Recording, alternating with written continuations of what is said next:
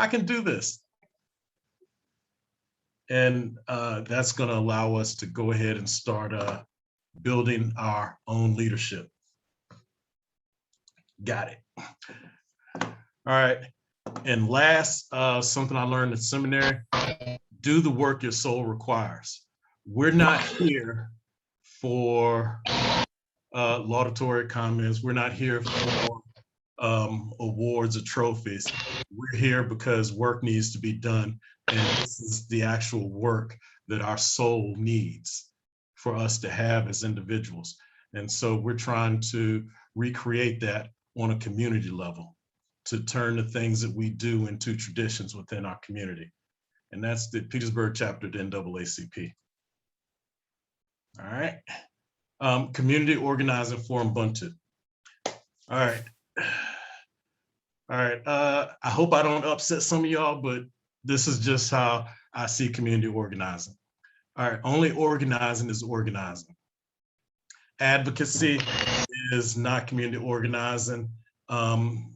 If you see something happen in the news and it makes you angry and emotional, you go on Facebook, make a post about it, and then do nothing about it, that's activism, which is creating awareness. That's not community organizing. Community organizing is long, and it's difficult, and it never ends. All right, organizing is always about relationships. Organized money and organized people can always win. We can always win. Everything changes, nothing is static. Everyone is vulnerable, whether it's the President of the United States, whether it's a multinational corporation, whether it's your mayor that's been mayor for over 20 years, everyone is vulnerable. And that's what we're going to talk about tonight. All efforts are a win. Even if you consider what you're doing as a failure, even if what you're doing as a failure, you consider a failure, you actually have the opportunity to learn from that. And so it's actually a win. It may be a long-term win down the road, but it's still a win because we can learn from all of this. And the way we learn from our past failures is by documenting. Organizing is a continuous learning process. And last but not least, expect pushback. Always expect pushback, but not only pushback from the people or organizations you're considered as your opposition, but also expect pushback from the people you're trying to help. All right, factors affecting the success in organizing. These are things you must have: a clear vision and mission, action planning, leadership, resources for community change agents, documentation and feedback, technical assistance, and making outcomes matter. All right, so let's talk. We're going to talk about our fears and joys in doing this work. And since we have, how many people here? We have 24. All right, so we're going to break up into 7 groups, 7 breakout groups, and one person in the group go ahead and write down the following responses to the following questions. What are your fears about doing this work? What makes you feel most alive about doing this work? And how can you be open to the possibilities? And also introduce yourself. Everyone ready? All right, let's see if this works.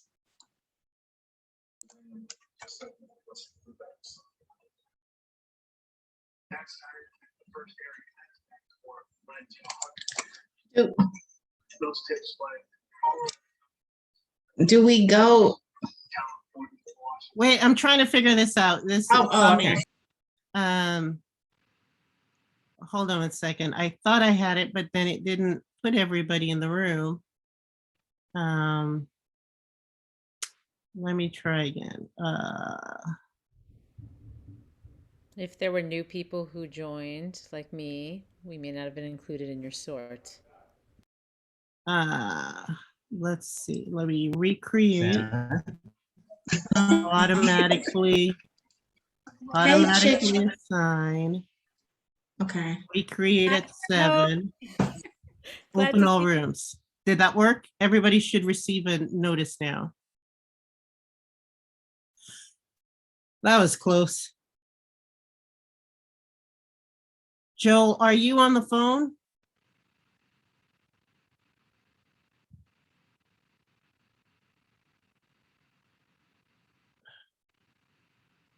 Joel?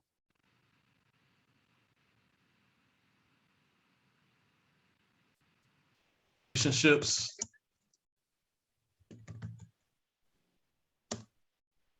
And being comfortable with being uncomfortable.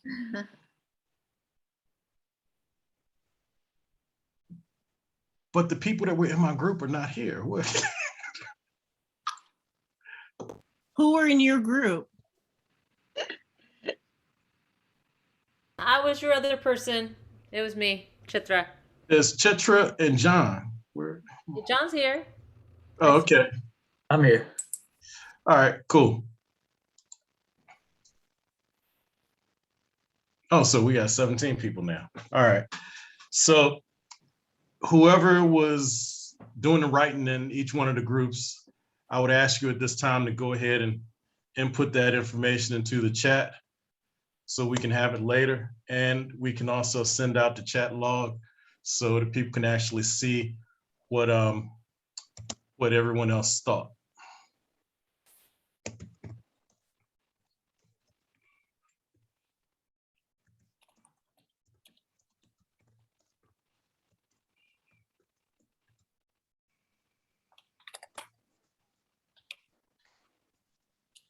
All right, so while that's happening, I'm gonna keep on talking.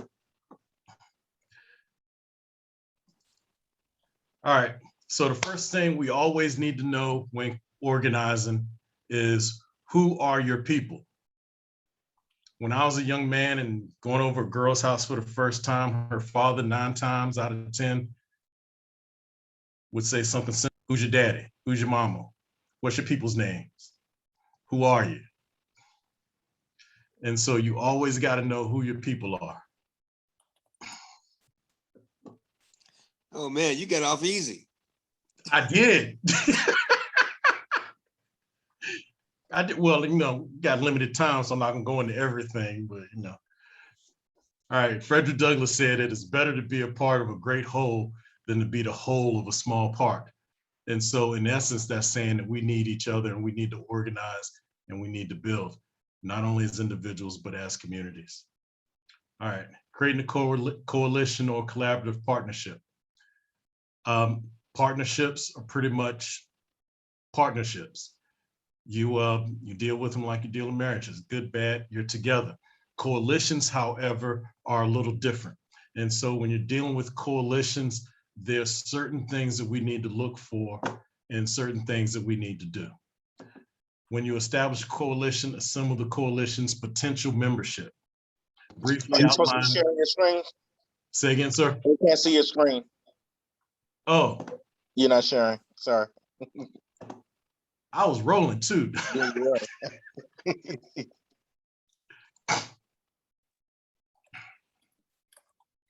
All right, so things I got to remember about breakout rooms. All right, so let me see if I can go back one. Yeah, all right. Frederick Douglass quote, already read it to you, so we're good. Creating a coalition, establishing a coalition. Assemble the coalition's potential membership. Briefly outline a vision and mission for the group. State the objectives, needed resources, relationships, and key agents of change. Describe the probable structure for your collaborative partnership will take as an organization, and describe potential barriers or opposition. Now, when a lot of, this is stuff you can find out anywhere, but the hard stuff is describe potential barriers or opposition. And so before you create a coalition or allow partners into your organization, you always have to consider these things. Competition or turf issues. Do they have a good history or bad history? Is there a dominance by professionals? And we're going to remember dominance by professionals, because we're going to talk about that a little more. Do they have poor or strong links to the community? What is their minimal organizational capacity? As in, how many people do they have? How effective are they? Funding, do they have either too much or too little funding? Will they be a help or will they be a hindrance? Will they be on your back all the time, or will they have their own resources? Will the cost of the collaboration outweigh the benefits? Because a lot of people will want to partner or collaborate, but they actually have nothing they can really give you. And so 9, you can put whatever you think of additionally there that could be a potential barrier or opposition. Also, to reduce barriers to participation for your organization, there's certain things that we need to consider about our organization. Preconceptions and attitudes in our organizations, because we always have to be introspective with everything that's going on. And so there are times when I approach people about the NAACP and they look at me cross-eyed. Does that happen to anyone else? And so it's always more effective, and we can deal with those questions or looks if we understand how our organization looks. All right, if we have inadequate communication with the community, or in other words, no street cred. When people look at you like, who are you, where you come from? Limited experience. If you're a new jack out here with all these beautiful plans, if your organization has a history of being ignored, or better yet, if you're irrelevant to the people within the community you're trying to serve. If your organization is perceived to have resistant leaders, like everything is their way 100% of the time without deviation, and a sense of powerlessness. So if you're dealing with, especially when you're in Black communities, you're dealing a lot of times with people that have been traditionally oppressed. And it gets to a certain point where oppressed people don't think that their voice matters. And so there comes a time where you have to build them up and actually show them that their voice does matter. That's why when you look at the latest marketing when it comes to voting, a lot of people are saying, if your vote didn't matter, why are they trying so damn hard to prevent you from voting? And so those are things that we need to recognize introspective of our own organizations. All right, and we all need to include community members. Like it or not, they're the local experts, not the people that have read a whole lot of books about community organizing and have done absolutely nothing on the streets. All right, community members deserve the opportunities for decision-making. They can fulfill meaningful roles in the work, and without community buy-in, 9 times out of 10, I would say 10 times out of 10, your efforts will not succeed. Identify community members and groups who have stake in the improvement efforts. And so, like I was telling you about the hotel that we started engaging with Saturday, we spoke to those people, did a quick site visit, and talked to them about the various problems as far as mold and cracks in ceilings and blood stains on floor and all of that stuff. And so they actually know that someone is looking out for them. But more importantly than that, when it comes time to speak, they're going to be the ones advocating for themselves, because their lived experience is more powerful than anything that I can translate or anything my team can translate. And so invite members of the community to participate all the time. All right, how to involve community members. Make it easier for them to participate. Arrange meetings at times and places convenient for your community members with language and physical access, transportation, childcare, and other necessary accommodations. Make it easy for them. Always use the 6 R's. The 6 R's will solidify your organization. That's recognition, recognize people for their contributions, respect people's values, cultures, ideas, and time. Role, give each person a clear and meaningful role for which they can contribute. And so as an organization, have a whole laundry list of stuff that you want done. So when people come in, you can automatically plug them in as it relates to their interests. Relationships, provide people opportunities to establish relationships and build networks. On Zoom, breakout rooms is a way that we can start the process of establishing relationships and building networks.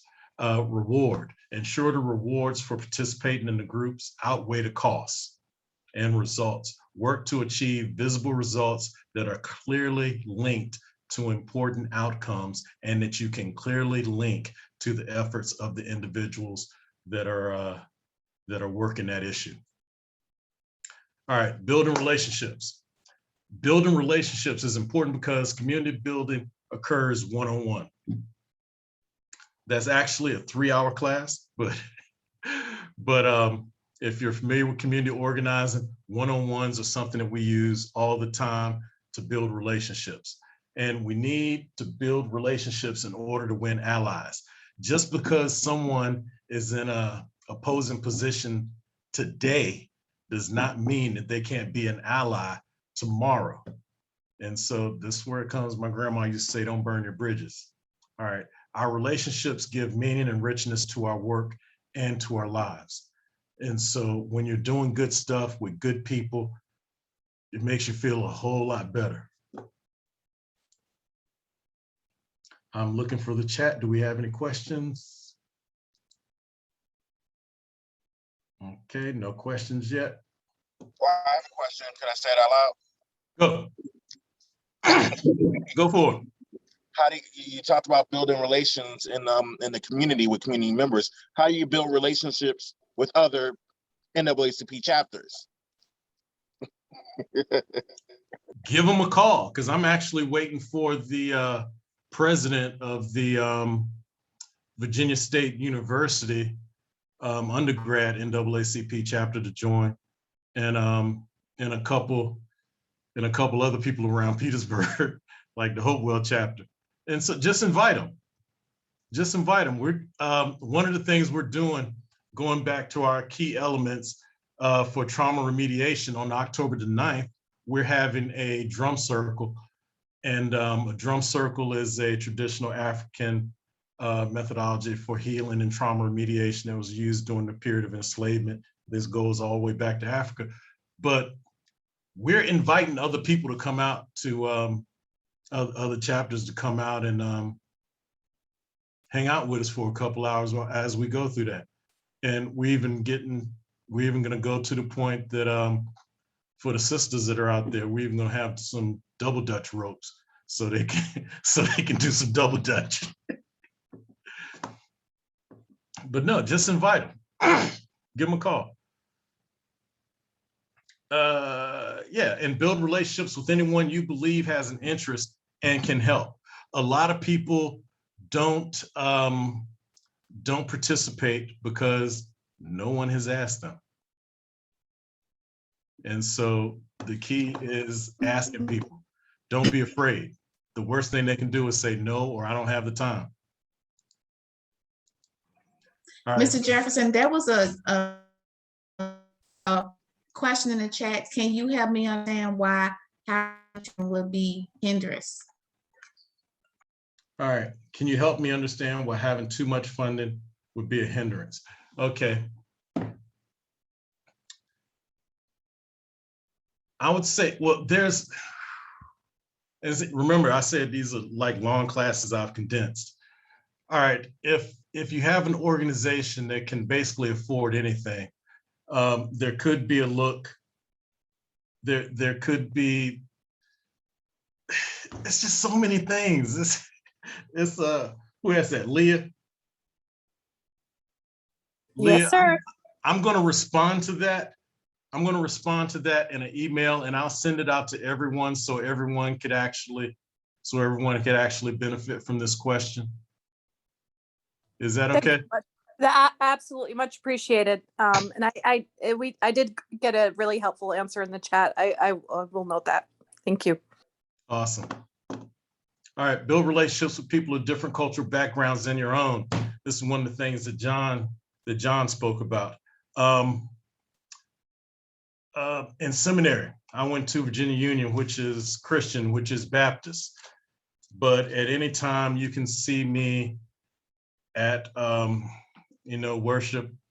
worshiping with Sikhs, with Muslims.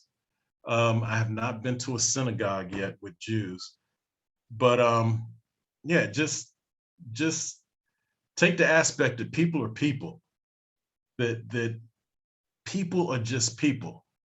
And in that respect, just go out there and, like John also said, be comfortable with being uncomfortable. Just tell yourself that, hey, because 9 times out of 10, you're going to be uncomfortable, but when they see you, they'll welcome you. I've never had anyone turn me away. All right, build relationships with people who hold positions of power and influence. Okay, when you do this, be genuine about it. People of power and influence are used to people asking them for something. Talk to them as a human, one human to another human. Don't necessarily worry about what they could do for you. Actually find out what you could do for them. And that will get you a lot further in your efforts. But be genuine about it. Don't, not being genuine and when you're trying to build a relationship, it's called hustling people. Don't hustle people. It doesn't work out long term.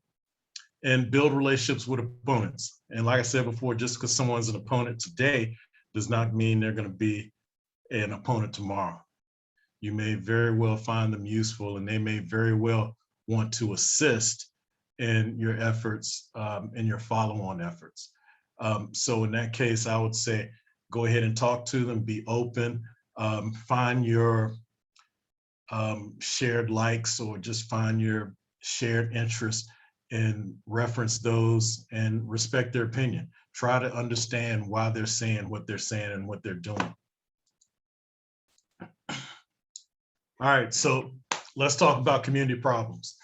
Community problems is basically a gap between what is and what should be for the conditions and behaviors that should matter to communities.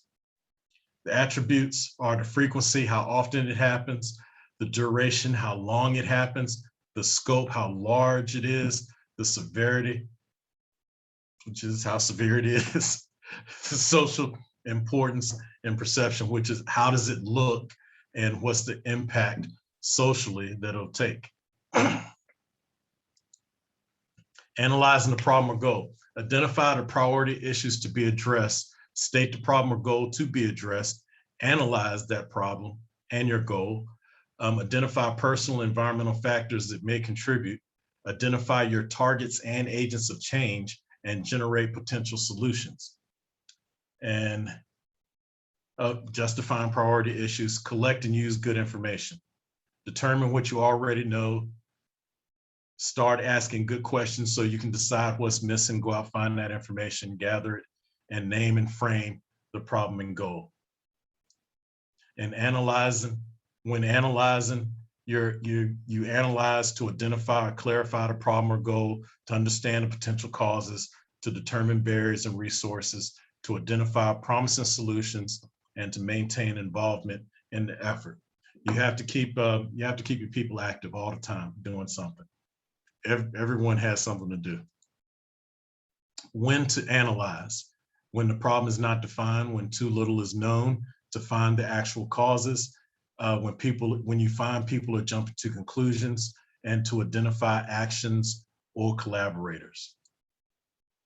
And to identify targets or agents of change, We ask who is at risk or directly experiencing the problem, who contributes, and you also ask who contributes to the problem by their actions, or like we see most of the time, their inaction. And how do we do all of that? We create a power map, which is the reason most of you came here today. All right, a power map is an interactive, accessible way a group can do its own power mapping relying on the smarts and knowledge in the room. And it can be applied to, I'm missing a screen here. Forgive me, give me a second. Okay. All right, power mapping is a framework for addressing issues and problem solving through leveraging relationships and network. It's conceptual strategy of determining who you need to influence, exactly who can influence your target, and whom you can actually influence to start the dominoes in motion. This framework is based on the assumption that networks of relationships between individuals, organizations, institutions, etc., are critical resources. Dr. Lafayette, Yes. I don't think we're seeing the same slide that you're reading off of. Actually, you are. This is in my notes. Oh, my bad. This is my notes. But hey, keep me honest, man. I appreciate it. All right. But yeah, the bottom line is when you create a power map, you're actually creating a graphical representation of relationships, whether it's your target, whether that's an individual, institution, or organization. And when the more people you have that are knowledgeable about the issue, whether it's old school knowledge that's not published in the streets, or people that are up on everything that's published, when you represent all of that stuff graphically, you can see best on how to attack it and how to develop strategy and tactics to actually win. And so power mapping is something that, well, I'll get into that in a second. Let me change the slide before Antoine jumps on me again. All right, the steps to solid power mapping: define the struggle issue to be analyzed, define your agenda and the opposition's agenda, plot the major battles and campaigns, plot the decision makers, power centers, plot organized and active opposition groups, plot your organization allies and supporters, plot unorganized constituencies, and analyze, picture, and refine campaign strategy. That's step number 7, plot unorganized constituencies. Those are the unheard people. All right, how to power map. Yeah, okay. So this is how I do it. Summon members, knowledgeable community members, change agents. I try to get a room full of people. I hand out Post-it notes and something to write on. I give a brief on the issue and ask everyone to write down everything they know or relationships about the target, place them on the board in the appropriate place, start asking probing questions, get deeper. And if other people, organizations need to be mapped, you start a new map and map them and start a discussion about viability of each post and develop your strategy. All right, the bottom line is no one as an individual ever wants to be power mapped, because all of your dirt will come to the surface. It is not cute. And so this is a power map. And so in the middle, you have the decision makers. And you can start anywhere, but you can list things like friends, business associates, family, media, advisors, donors or supporters, staff. Can anyone think of any other relationships people could have? Legislatures. Memberships in civil society organizations and clubs, churches. Right. All right, you pretty much named all of them, Randy, that I had listed, except for fraternities and sororities. But at this point, Hope, you could do that if you're working on someone that's actually a politician, so you can map their friends and supporters. But Okay. But in each one of these, in each one of the second tier, the things we just named off is business associates. You look for business associates, friends, family members, and 9 times out of 10, you will have someone in that room that has a direct relationship with someone that could influence that decision maker in the middle, whether that decision maker is an issue, whether it's a individual, organization, or institution. And so once you map everything and you find out all their family and friends, organizations that they belong to, you figure out who has influence over that issue. I'm gonna say person, place, or thing, and you develop strategy as to how to pressure them. For an example, here in Petersburg, when we were doing the water fight, we had the water company, we had an emergency financial manager appointed by the state, we had the city council, and we had a whole bunch of other people. But we chose to focus on the city council, the emergency city manager, and the water company. And so we consider our city council inept. And so normally we dog them out hard, but our strategy, once we looked at everything on a power map, was to isolate the city council away from the water company and the emergency city manager. And when it came to the water company, our strategy was to disrupt everything they tried to do. So whereas all of their pictures had nice, clean, blue water, the reality that they operated in was actually quite different. And so we created a website called Zombie Water, which put, I mean, just think about, when you think about zombie water, what image do you have in your mind? And so that was really effective. They went from 1 PR firm to 3 PR firms in less than 3 days. And they had hackers all over the place trying to take our website down.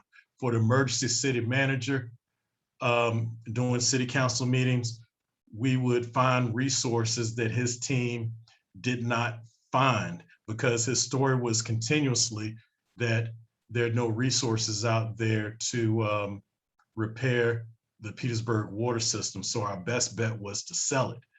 But when we would find stuff, we would actually present it in a way that we were doing the job for the emergency financial manager.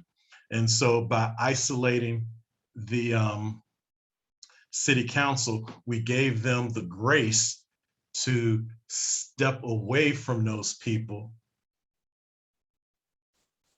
and make their own decision, which, you know, once you had zombie water, you know, who wants to give their kids zombie water?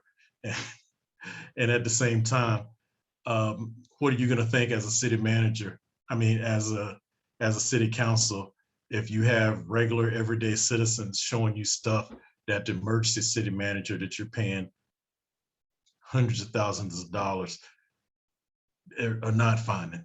And so we created doubt in their mind, and they voted them out, and we created policy that no city assets will ever be sold to a private industry.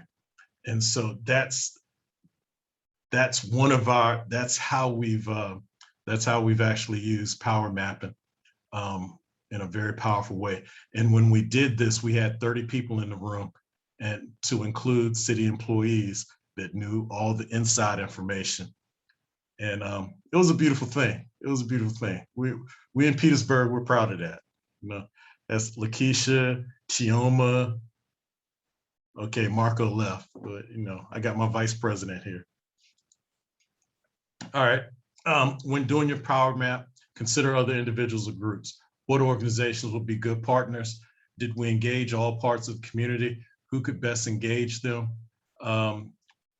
Where were all community sectors involved? And this goes back to the community because a lot of times professional organizers think they have all the answers, but talk to the people. You need the people. And who could best engage them? All right, that's said twice, but it's probably that important. So everyone can't touch everyone. And so just as a preacher, I can tell you that I cannot preach to everyone. There are certain people that I can preach to that my buddy Lakeisha Jones down there with the awesome picture can't. And the people that Randy can talk to are some of the people that I can't talk to.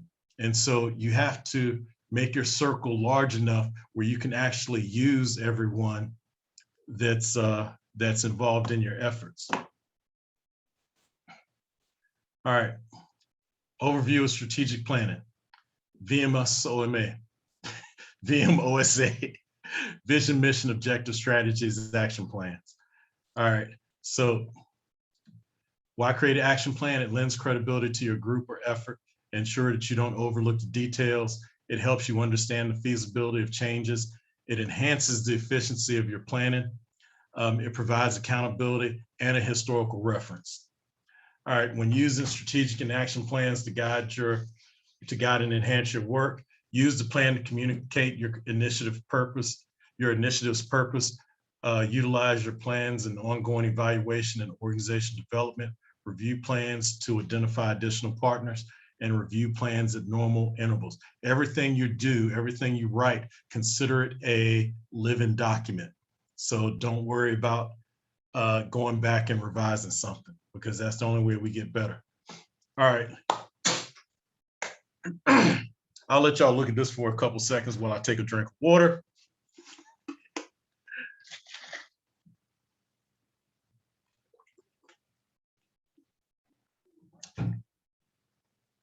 All right, my focus for my doctoral degree was on community organizing in the Black church and Black community.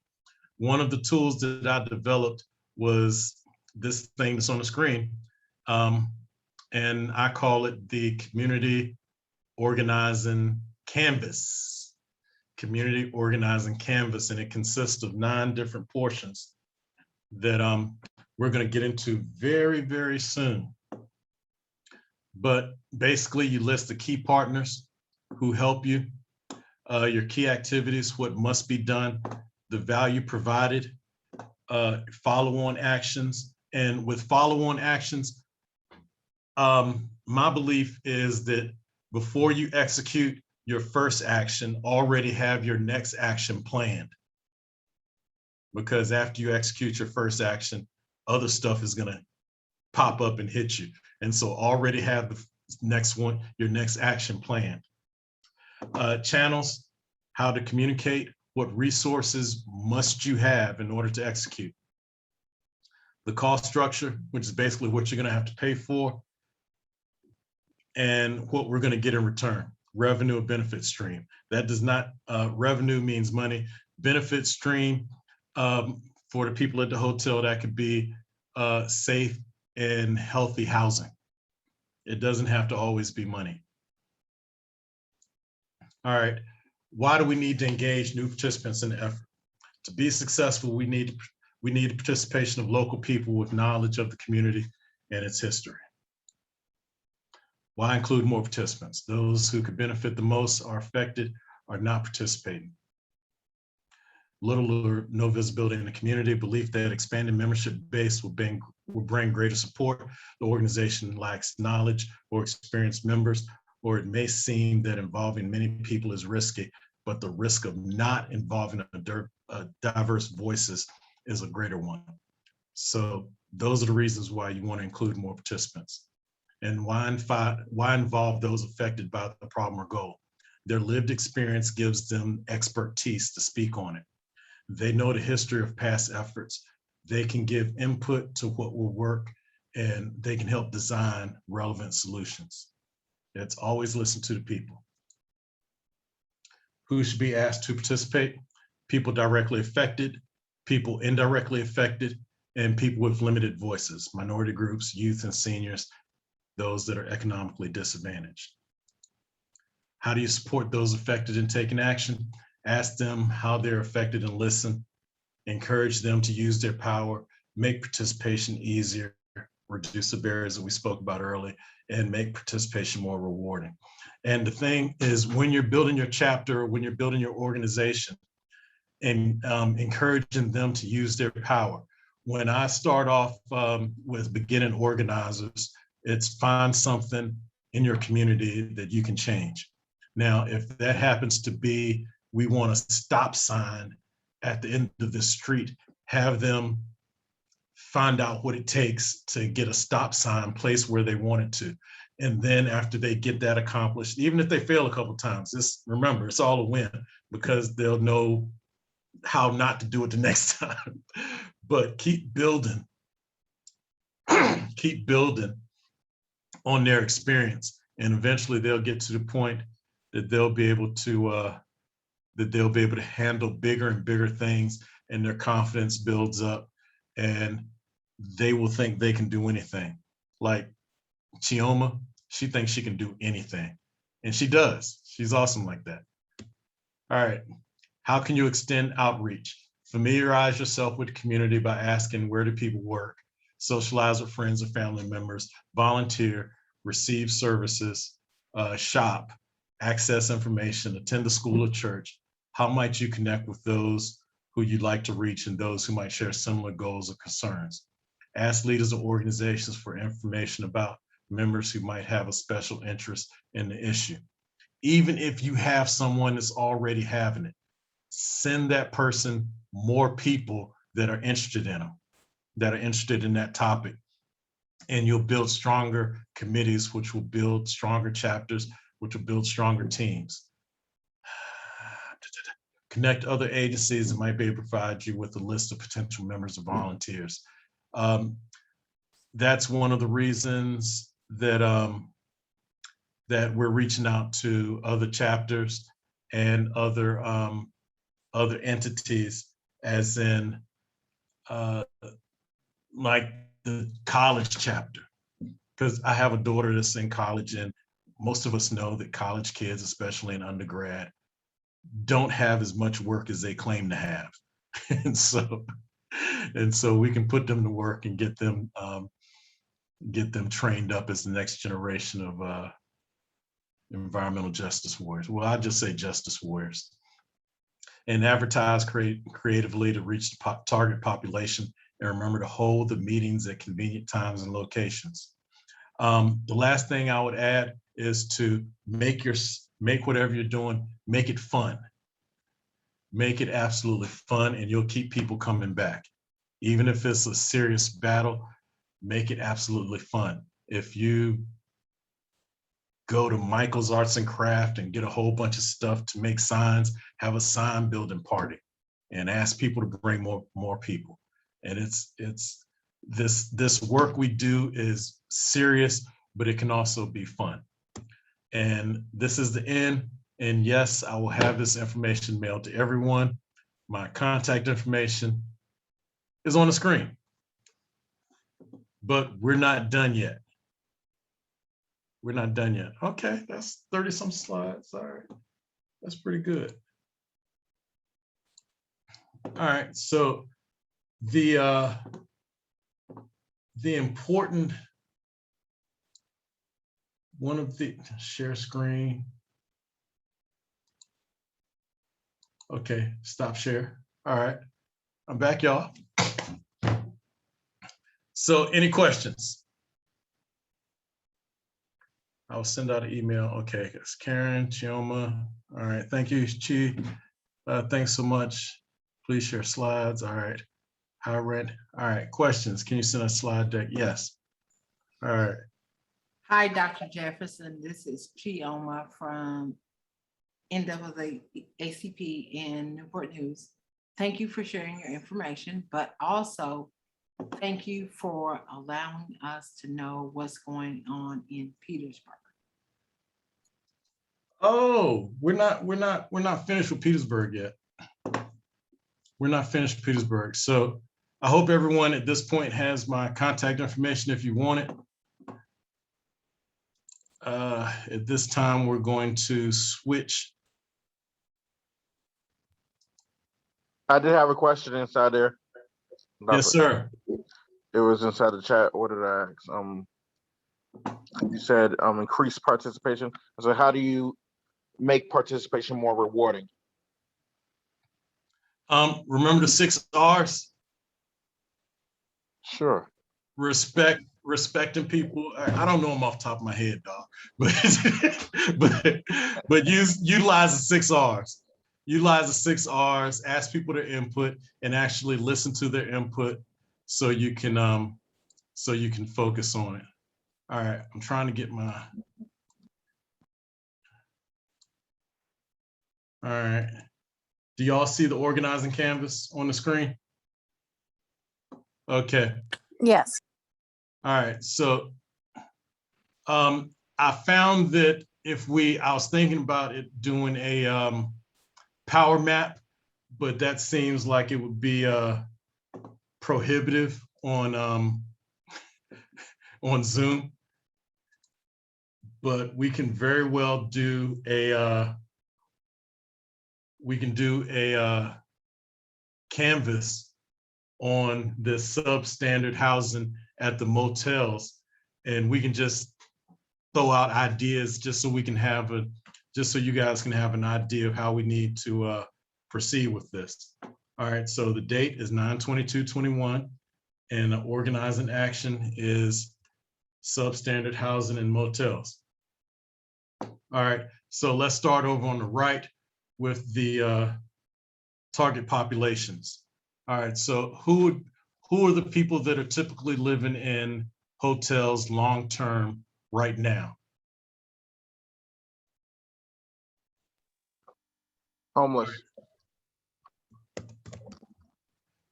Right, and right now they're actually, by living in hotels, they're classified as homeless, but in all actuality, they're just one step away from actually not having a roof over their head. And with COVID happening, we lost a lot of people lost jobs. All right, let's get everyone off of mute so we can get everyone participating. And wherever you see something that we could plug in, just go ahead and holler it out, and I'll go ahead and switch over to that. So homeless, jobless. Domestic abuse victims.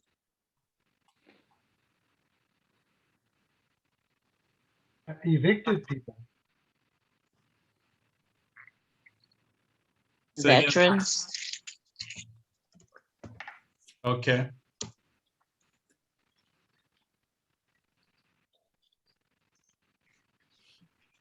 What are Can't you see you typing at? typing. Yeah, we can't see you typing. Oh, y'all can't see what I wrote? Yeah. Nope. No. It looks empty. Ah, Do you have 2 different versions of the same document up? Maybe one you're typing and one you're sharing? Yeah, you just got to reshare what you're typing. Unshare and reshare. all right. Oh, there we Did go. it pop up? Yep.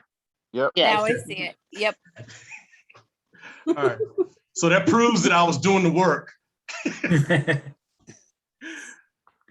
All right. What else do you have? And we'll stop right there. Let's talk about the channels. How are we going to communicate with these people? How are we going to communicate? Door to door. Door to door. Mm-hmm. How else?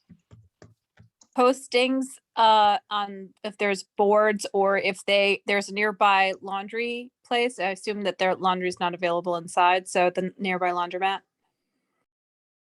And That is sometimes when good. they are out on the street looking for, I call it a handout, but looking for substance or No, well, I'd also say consider that these people are mostly the working poor. Okay, So Well, gas yeah. stations, Yeah. grocery stores, like putting flyers up in grocery stores, gas stations, like corner markets. Mental health agencies, because they are the ones that's paying for these people to stay there. So, Do their children go to a local school? Yeah, we can reach out to the schools. yeah, but the schools Okay. are not paying for them to stay at the hotels, But they are aware of people that are staying there. but they're not paying for them. They're Right, not Correct. paying for 'em. Well, see, the No. thing is, schools, we could actually speak with the school counselors because they know a Right. lot of stuff that's going on with families that we don't. Correct. And And the also, principals. schools can send out, if you provide enough flyers to the schools, they can send that information out to all of their students. So sometimes it can become word of mouth by way of family members. I will say facts. Yeah, even though we may not know who their family members are, but that's Yeah. stuff we can find out. All right, so I took mental health agencies and school counselors and put them in the column for, Key partners. there you go, key partners. I think social yeah, cool. services should go over to key partners as well. Who's that? Social services should go to key partners as well. Yeah. Fair Catholic Housing Charities- Commission, Catholic Charities, religious charities. Yeah, faith communities. Yeah. Is there a manager at this hotel or a management company? Yes, you're talking about the ones that actually let this happen? Yeah, I mean. Right, that's what I'm. You talked Sir, about the. sir, could you elaborate on management companies? What's management companies? You Well, mentioned sometimes you have an individual owner and sometimes you have a company that's been hired to manage a property. So whoever's responsible for maintaining that motel that has the water, or who pays the utility bills? There's got to be somebody there who's theoretically responsible. Yeah, the owners. All right, I'm typing a couple more things. What about local hospitals? Yeah, police department. Right. Police. Codes and compliance. What about community clinic? Yes, yes, yes, yes, yes, yes, yes. Whoever you are, who are you out there that said community clinics? It's Marie. Marie with who? Who are you, Marie, with who? Oh, I just have to be with somebody. I'm not with anyone. Okay, Marie. Excellent, excellent, excellent, because that is a key to everything behind the scenes. All right, the key partners refresh. Add something. I'd like to add something as far as the channel goes. It might not be direct, but I know in my town, there's a place where day workers will congregate and they'll just wait for anybody who wants to hire a day worker. You don't necessarily know where they live, but chances are, That's good. That's good. Workforce development also, that kind of made me think about that because individuals may be looking for employment in that way as well. So we're assuming undocumented are also part of this. So there may be some organizations specifically for undocumented workers in the area. Undocumented would be a part. It's not sole seclusion. So that's great, great, great, great. You will remind us. Because now in our area, we have Afghans that we have to make sure they have somewhere to stay, right? Yep. Okay, let's move over to key activities. What must we do? Housing. I think you need a structural engineer to advise you on what is the possibility or means of repairing this situation, or if it's hopeless. That is. Maybe. Go ahead, sorry. No, so how we write that? I'm Key sorry, I thought that was a activity. resource, not an activity.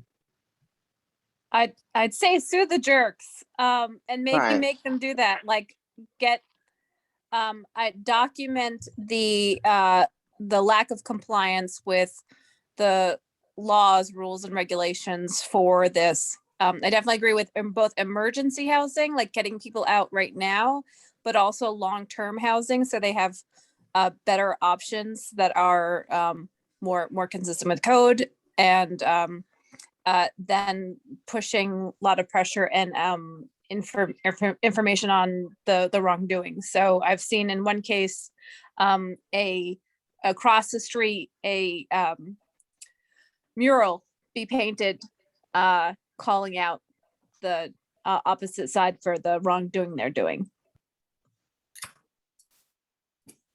So Leah, would that be collaborations with other organizations that are doing the work in regards to people who are homeless, who are destitute, who are indigent? I don't say homeless, I say indigent. So would that fall into your category?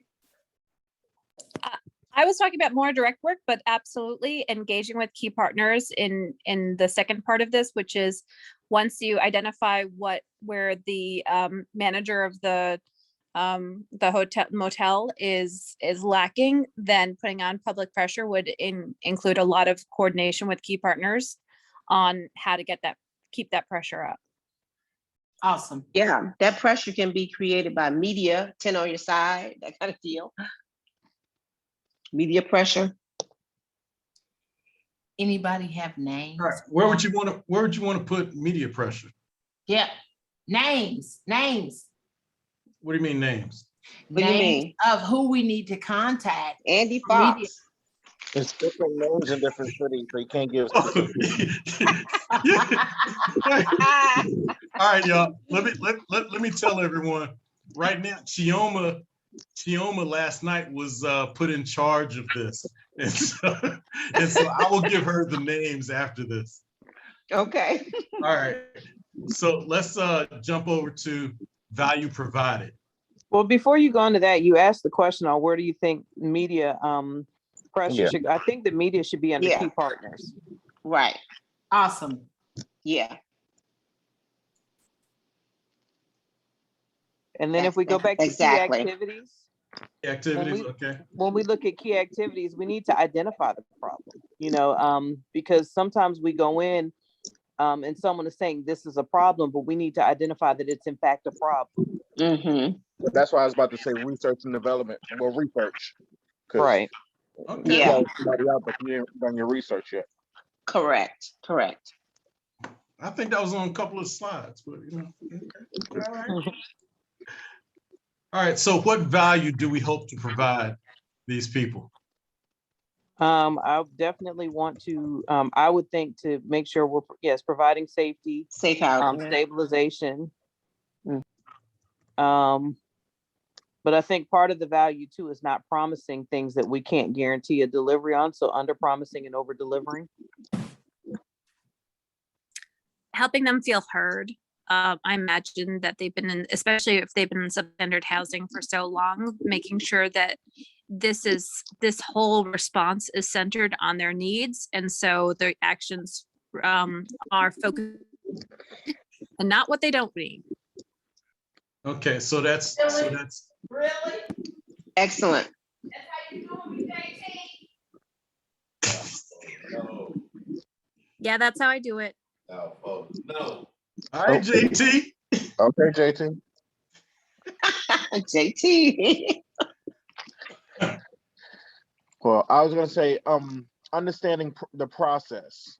I think that's one of the main things. Sometimes people don't understand the process of things that happen and don't get involved in the actual process.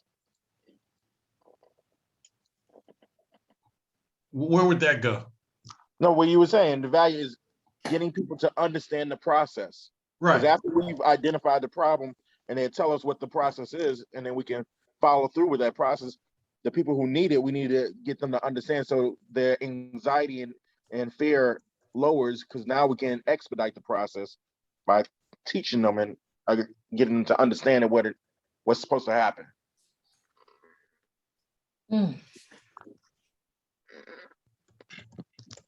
Got you. All right, let's look at key resources. What will we need? People power. Manpower. Funding in some Collaboration. cases. Absolutely. Collaborations with other organizations. Yeah, yeah. I appreciate you putting therapists. Isn't this where the power mapping should come in? We didn't find out who got the power. Yeah, who's got the power? Well, The after this, we ability have, to shame. Oh, after this, we have the power. okay. Ideally, the people in those motels would have the power too. That's the key point Yeah. here. All right, and the thing is, all right, let's get real here for a second.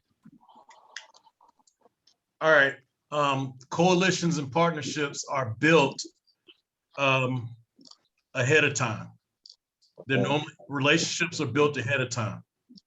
The only time relationships are not built ahead of time is when there is an emergency, and that's when people tend to come together.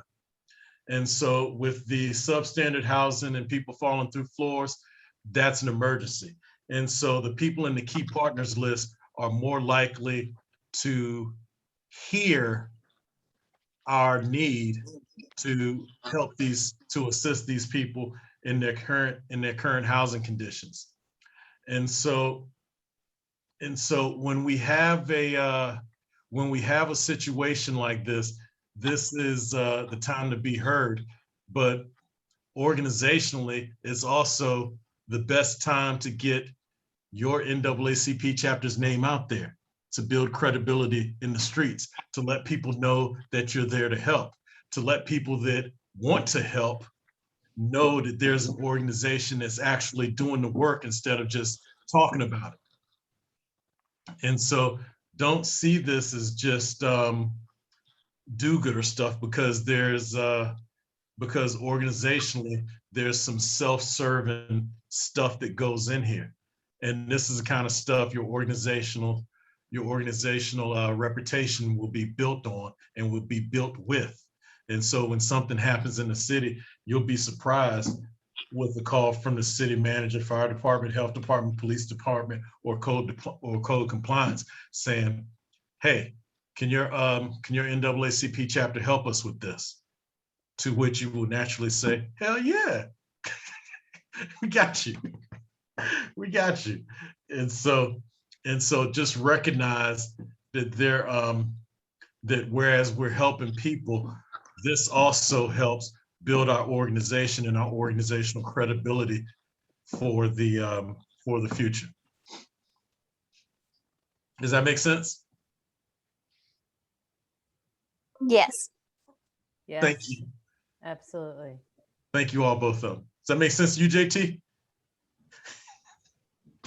Makes sense. Pearls of wisdom. All right, so let's look at follow-on actions. And so follow-on actions, ideally with follow-on actions, you can bring people into the NAACP by inviting them to a meeting and asking them to join. All right, and so the beautiful thing about this, after you did all this awesome work, while you're over there looking at your key partners, in addition to the homeless, jobless, foreclosed, abuse victims, and the veterans, the people, your target populations that need the help, your key partners, you can actually ask them to join the NAACP after you had after you get awesome results, after you get these awesome results. And with the target population, you could actually, whereas you know that they probably will not have the funding for a membership, you could ask your membership that's already in place to sponsor some of those people. Does that make sense? That does. Absolutely. It does. And so this is a way that you can actually help people. How you doing, Bakura? This is a way you can actually help people and at the same time help build your organization, because the kind of people that will help you on your key partners list are the same people that you will want within your NAACP chapter. You know, part of me as a preacher want to say amen, but I'm holding back. You got All a right. corner. Don't worry. All right. Amen. All right. What else would we want to do for follow-on actions?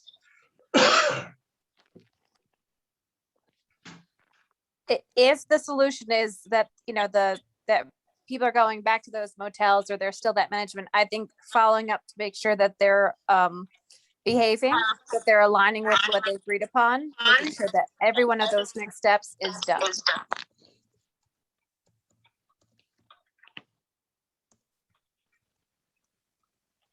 All right, typing. All right, and I'm going to add to that and say that once the dust is settled, is that you call your key partners in addition to the people that you assisted, and have a small celebration. And so, if I'm not mistaken, Antoine asked a question about this indirectly. And so Before you move on to that, can you just go back to the follow-up with partner and people in need? And this is just for me, I think it's important to put transparency in there. And Where? you could put that in parentheses, just put in parentheses at the end of the sentence. It's because when we're following up with the people that we're supporting, what we want, part of building that relationship is being transparent on where we stand with things. So they're, because sometimes they get information from other sources. And if we're not being transparent with them and we're telling them one thing, but it's really not the full story, that's how we can destroy relationships. So transparency allows us to build the relationships properly. Okay, and I would also add that to that AAR for those of us that used to be in the military, which stands for After Action Review. And you're basically asking the questions: what went well, what didn't go so well, what may you want to change at for your next engagement, what you want to keep, what you want to enhance. And so, yeah, AAR celebration, but yeah, and to build relationships. And the great thing that I like about the canvas itself is that you can actually, for this to be one page, you can actually have a full brief off of this. So you can list your key partners, your key activities, the value provided, key resources, channels, follow-on actions, and your target populations. But if you need to go deeper, you can start and make sure you save this, print it out, put it in a folder, because this is actually very important key documentation for your follow-on engagements. So you can actually see who you partner with and the kind of stuff you did and all that kind of stuff. All right, normally in the stuff that I do, I don't need to get into the cost structure or what we get, because if we do the top portion, we're solid. We're absolutely solid. But you can actually brief other people off of this when you start talking to other people, other organizations, people, whatever you want to bring in as key partners. You can actually use this to brief them, to tell them what you're doing, how you're doing it, the key resources that you have, the channels you're contacting people with, and to show them that you're actually doing good, solid work. And as a one pager, one of the things that you could also do, let's say we had Antoine, Gary, Leah, JT, and John, and we could say, all right, John, you're going to handle the homeless, someone else is going to handle the jobless, someone else is going to handle the people that were foreclosed on. Leah, you're going to handle the abuse victims, and someone else is going to handle the veterans. And what they can do is just take that one target population over there and fill out the rest of the form that's focused only on that target population. Does that make sense? Yes. Yep. And this is, thank you, JT. You mean you do another canvas for each one of the target populations? That's what you're Yes, saying? sir. Yes, sir. Uh-huh. Absolutely. Absolutely. And this will give you ultimately a playbook that your organization can maintain as far as what you're doing, what you did in the past. And this is very helpful for training and getting the mindset straight for rookie organizers. All right, y'all. So the time is 8:34. We spent an hour and a half together. It's been absolutely awesome for me. And So that's part 2, 102, 201. That's why.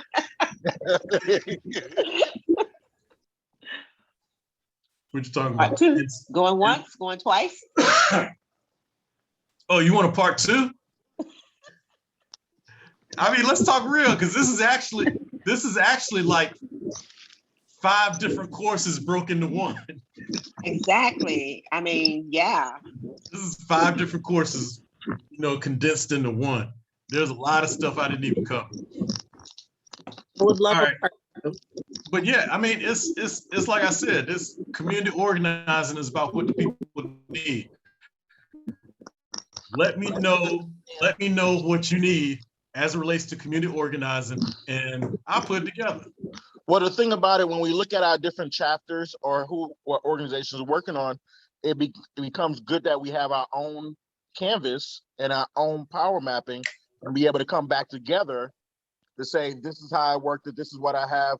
But then the whole point is that because we don't really need the actual name, but you got positions out there, someone else, another chapter can help us to actually fill it out even more with the actual position and the other organizations that are national that could be helping us locally. Okay, Brother Hines. I don't know if Karen and I spoke about this, but one of my community organizing dreams, and I don't know too many other people that dream about community organizing, is that we actually establish a database, whereas once people put in their once people finish an engagement, they can actually put in all of this type information, and we would actually be able to source this throughout the entire organization. Oh, wow. That's my ultimate dream. That's my ultimate dream. We can do it. We can totally work on that. What I would say though is, while we were developing and kind of planning for today, we identified October that we were going to start talking about storytelling and narrative telling. And then so maybe what we can do is give everybody an opportunity to identify what that issue is, go and talk to your units and your members and whatever, and partners, and fill out that canvas. October, we'll stick with the storytelling discussion, and then maybe November we can come back. We'll have a better idea of how to build that campaign and build that message in, and then we can share what everybody's canvas is, or help provide feedback for everybody. So maybe we can slot November as that part 2 of your power map, and to give everybody an opportunity to kind of flush it out with their community. Another thing I wanted to highlight to everybody is one thing we can do is please share widely. I just put a link in the chat for a job fair that the Fairfax County NAACP is doing with a bunch of different labor unions. And so it's this Saturday, so please share amongst it's virtual, so anybody you can attend this this job fair from anywhere in Virginia. So please share and please share widely. That's what's up. So everyone, thank you. I'm supposed to hand it over to Karen, but Karen has said everything. Yeah, well, yeah, I mean, I can say, okay, so we can do, October is going to be storytelling and the difference between storytelling and narrative building and how best to develop a campaign messaging. So we'll have some speakers on that, and Lafayette will be back with that, and I believe Kim Suttereth with Mothers Out Front will be joining us for that one. And then November we can come back, and then I know I haven't reached out to them, so I'm gonna put them on the spot with Gary Harris and Bakora coming out and talking about their platforms and some of the really important work that they're working on. And part of what Lafayette was talking about in terms of building that database, hopefully what the space is going to be is give all of the different NAACP units an opportunity to come here and talk about issues that are going on in their community and get feedback from other community leaders in the environmental justice space. This is what this is for, as well as to hear from issue experts within the NAACP community. So Gary Harris is the Environmental and Justice Committee Chair for Portsmouth. Bakora does a lot of work within her Chesterfield branch. We've got presidents, well, Joyce was here, so it's really building that internal NAACP community, community building within the environmental justice space within NAACP. So I was going to just say, so surrounding around, I know you said environment and justice, but here I'm in Hampton Roads, Virginia. I'm the Chesapeake Economic Development Chair. Plus I'm working with all the different chapters. So we're doing a pilot program basically with power mapping as well as the strategic planning to bring the different chapters. We have 7 different chapters here. None of them know each other. None of them work together. None of them know what's going on with each other. So we're actually trying to do somewhat similar to what we learned tonight, leading up into November, so that we can be working together, surrounded around social justice agendas, realizing exactly how do we go forward and how we work together and not work separately, since we do have 7 cities, but then we all do, need people to be educated, voting, and doing different things together rather than separate. That's excellent, Anton. That's great. Right. Yeah. So Hannah, you got anything you want to leave us with? We're just getting going here in Southwest Virginia, kind of identifying issues. So this is great. I'll definitely bring this back to our chapter ECJ group. And yeah, down the road, we will definitely have things to power map once we kind of get our head around what we're going to be working on. So this was really great. Bakura, that's what my goal is. All right, Marie, you have anything for us? Thank you for having me part of the discussion. I truly appreciate the relationships that are building. Awesome. Leah, what you got for us? Karen's got a lot that she noted. She's my dear president from Fairfax County NAACP. I'm the health committee co-chair. So we're just looking to also look at that from the health lens as well, as climate justice can really influence health and vice versa. Thank you. Okay. Gary, you got anything for us?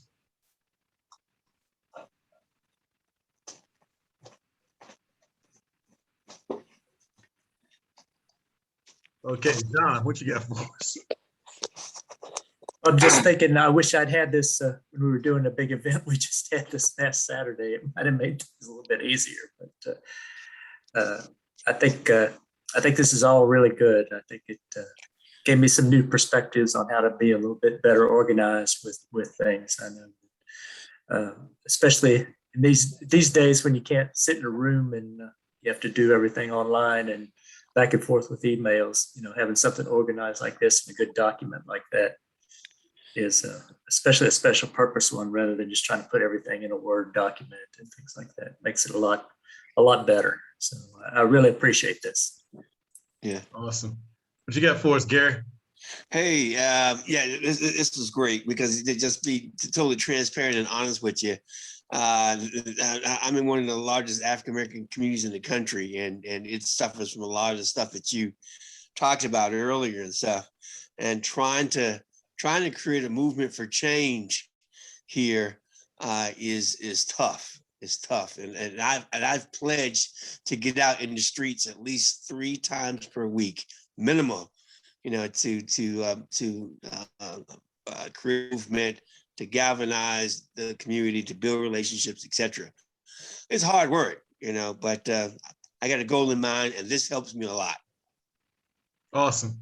If anyone needs any help, just shoot me a message. If you don't have my contact information, you can get it from Karen. Bakura. Yes, sir. Talk to me, homie. I just saw the flyer, so I decided to come on in and see what was popping. Okay. All right. Well, I'll personally send you one next time. I appreciate it. All right, Chioma, what you got?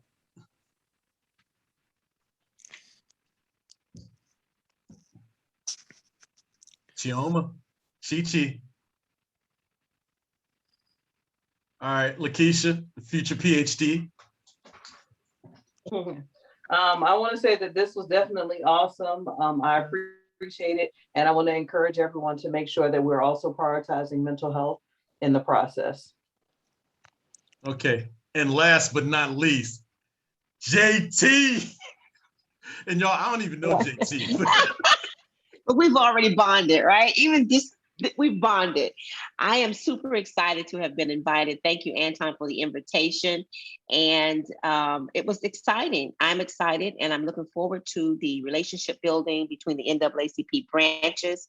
Dr. Pruden will hear my report from what I received here, and I'm super excited. And you guys keep up the good work, and God bless everyone for your efforts. All right, JT, make sure you use Dr. Jefferson when you know. I certainly will. I'll let Dr. Pruden know that Dr. Jefferson held a fantastic informative meeting. Yeah. And at the same time, I have to say, Dr. Jefferson, I have to say, this is one of the best meetings. It was great. It was great. You have been thorough. You explained everything to us. And I'm here to say that Petersburg is a voice and an action to be reckoned to. Why in Petersburg? Because we ain't playing. We under the leadership of Dr. Jefferson, and we are not playing. We're trying to get people involved. We're trying to get the issues involved, and we are making change. And in our chat box, if you are in Petersburg, you can join our chapter with the national link. So, Dr. Jefferson, what is our chapter number? 7103. 7103. So we need y'all to join us because we're going to make the change under the leadership of Dr. Jefferson. And he is doing a phenomenal job. Phenomenal. So everybody that gets to watch this, that gets to listen to this, he is doing a phenomenal job. Thank you, Chi. Yeah. Well, I'm not in Petersburg, but I'm joining anyway because Dr. Jefferson's got my Yay! Y'all killing me. But if y'all chapters, if you speak to your presidents, if your chapter wants me to give a class, also hit me up. We can make that happen also. Now that the slides are already done. But he is being modest. Those are you who is in the Tri-Cities, Petersburg, Dinwiddie, Chesterfield. We want you in Petersburg to join our chapter. Period. Okay. What are the three? Petersburg? Petersburg, Hopewell, Prince Tri-Cities. George. It's the Tri-Cities. Yeah, what are the three? Petersburg? Dinwiddie, Chesterfield, Chester, There's those Hopewell. three areas. Hopewell. What about Smithfield? Hopewell. Okay. All right. I didn't know Chesterfield could join when we got a branch in Chesterfield. Right. All right. So Bakura asked me, okay, so I know we're running over a little bit of time, so I just want to say one more announcement and then we can, we'll follow up. I'll follow up with everybody with the email. You're going to send me the slide deck so I can get it out to everybody, right? And then we'll get the notes and everything, all of the links to everybody after this meeting. So give me a couple days to repackage everything and get it out. But before we head out, Bakura wanted me to do a shout out for a very important initiative that she is leading as part of the Green New Deal Virginia Coalition. I put the link in the chat box. Please look at it. Bakura is the issue leader for the social justice and health disparities working group for the Green New Deal Virginia Coalition.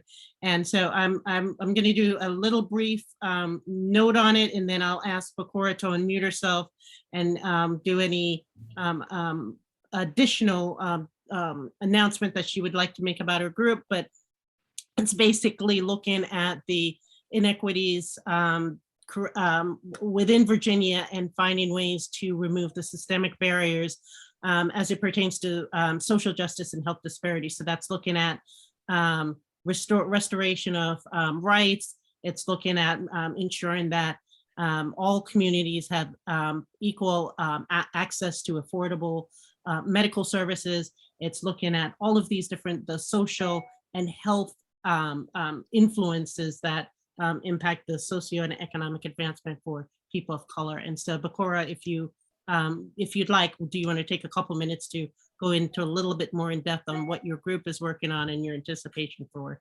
2022? Sure, and I won't hold you all long. This work group is very near and dear to my heart because all of my children have some type of health issue that spawns from, climate change and environmental hazards that we were not privy to. Our city councils didn't tell us that we were being exposed to environmental toxins such as coal, smog, particulate matter, and all these kind of things with transportation and industry. And so what we see is that this is still the norm for today, especially in Newport News. So we are working on, as Karen said, removing barriers to employment, access to employment, so people can have a quality of life that is comparable to our white counterparts. Also making sure that education is also accessible and something that is doable, because what we're seeing that folks are having to work more, so they're not allowed to, they don't have the opportunities to go to school and pursue their education or whatever careers that they may want to get involved in. Also, of course, criminal justice is major when it comes to those disparities, and laws that basically mimic the Jim Crow era. We're going through those. And when we talk about health disparities and mental health, it's really highlighting those disparities and how people of color are just not treated the same and do not have access to the same quality health care as our white counterparts. So we're going to be basically going over our 2021 policy initiatives and revamping those up for 2022. And hopefully we got the General Assembly that's ready to hear these very intentional policy goals that we go with. We go hard or we go home. Right. So please join Bakura's group, because we're actually she's actually finalizing her priorities for next year and identifying and we're writing the bill. So any support on that is very helpful. So if you're interested in joining that, please let me know, or just reach out to Bakura directly if you have her contact. So thanks for bringing that up, Bakura, because that's really important and part of the conversation we had today. All right, so I hope everybody has a clear heart and clear mind, and we're good until the next time we meet again. I'm good. I think everybody's really tired, so it's been a long Okay. day. So thanks everybody for joining us, and please keep an eye out on your email for all of the information that we'll be sending you. Thank you so much, Dr. Jefferson, for being here. This has been an amazing presentation. Thank And it you. was very helpful. And as everybody said, very organized and very easy to understand and follow. And quite frankly, this is a better format than the typical power mapping format that I've seen. So thank you very much for introducing us. That's why I changed it. Yes, I'm glad you did. All right. Thanks, I'll see y'all everyone. later. Have a good night, everyone. Good Bye. night. Bye-bye. Thank you.